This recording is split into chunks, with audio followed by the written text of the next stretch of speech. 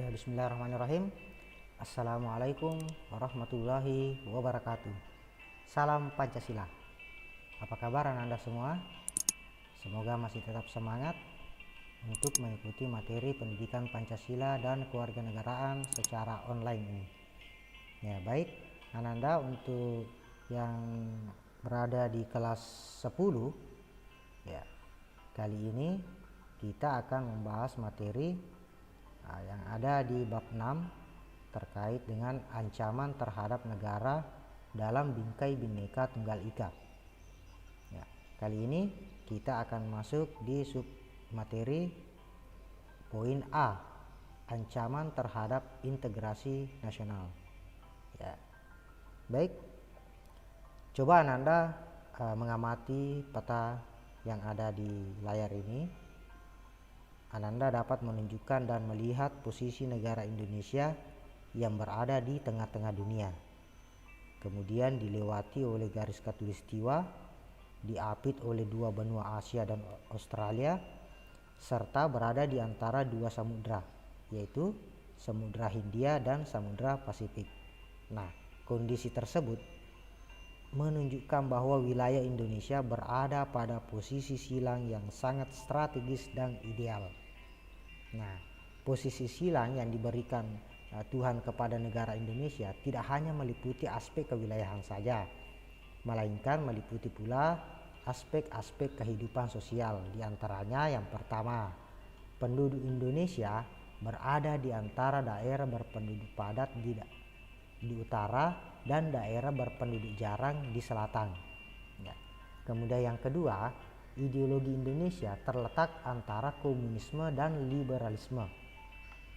Yang ketiga, demokrasi Pancasila berada di antara demokrasi rakyat di utara, yakni pada Asia daratan bagian utara, dan demokrasi liberal di selatan.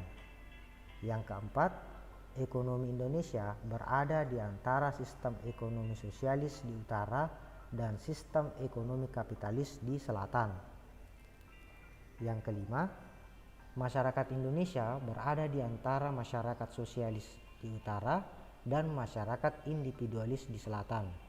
Yang keenam, kebudayaan Indonesia berada di antara kebudayaan timur di utara dan kebudayaan barat di selatan. Dan yang ketujuh, sistem pertahanan dan keamanan Indonesia berada di antara sistem pertahanan kontinental di utara dan sistem pertahanan maritim di barat, selatan, dan timur. Ya. Dengan demikian, maka posisi silang Indonesia itu merupakan sebuah potensi sekaligus ancaman bagi integrasi nasional bangsa Indonesia. Nah, apa sih sebenarnya yang menjadi ancaman bagi integrasi nasional negara Indonesia? Ya, ancaman bagi integrasi nasional tersebut itu bisa datang dari luar maupun dari dalam negeri Indonesia sendiri dalam berbagai dimensi kehidupan. Ancaman tersebut biasanya berupa ancaman militer dan ancaman non-militer. Ya. Baik, berikut kita uraikan secara singkat ancaman yang dihadapi bangsa Indonesia, baik yang berupa ancaman militer maupun ancaman non-militer. Ancaman militer adalah ancaman yang menggunakan kekuatan bersenjata dan terorganisir dan dinilai memiliki kemampuan yang dapat membahayakan kedaulatan negara, keutuhan wilayah, dan keselamatan segenap bangsa bila tidak segera ditangani. Nah, bentuk ancaman militer yang berasal dari luar negeri bisa berupa agresi militer, blokade, invasi, spionase, bombardemen, pelanggaran wilayah, maupun sabotase dari luar negeri. Nah, sedangkan bentuk ancaman militer yang berasal dari dalam negeri itu bisa berupa pemberontakan bersenjata, perang saudara, sabotase dalam negeri, konflik horizontal, maupun aksi teror bersenjata. Nah, bagaimana strategi dalam menghadapi ancaman militer? Pertahanan dan keamanan negara tidak hanya menjadi tanggung jawab TNI dan Polri saja, tetapi masyarakat sipil juga bertanggung jawab terhadap pertahanan dan keamanan negara. TNI dan Polri manunggal bersama masyarakat sipil dalam menjaga keutuhan Negara Kesatuan Republik Indonesia.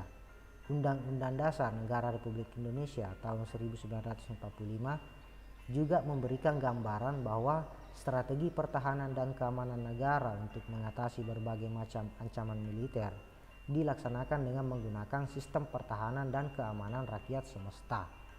Nah, selanjutnya apa itu ancaman non-militer? Nah, ancaman non-militer atau nir-militer memiliki karakteristik yang berbeda dengan ancaman militer, yaitu tidak bersifat fisik serta terbentuknya tidak terlihat seperti ancaman militer. Karena ancaman ini berdimensi ideologi, politik, ekonomi, sosial budaya, teknologi, informasi, serta keselamatan umum. Nah, ancaman non-militer itu bisa disebabkan akibat pengaruh negatif dari era globalisasi. Nah, itu dikarenakan pergaulan antar negara sudah tanpa sekat lagi. Ya.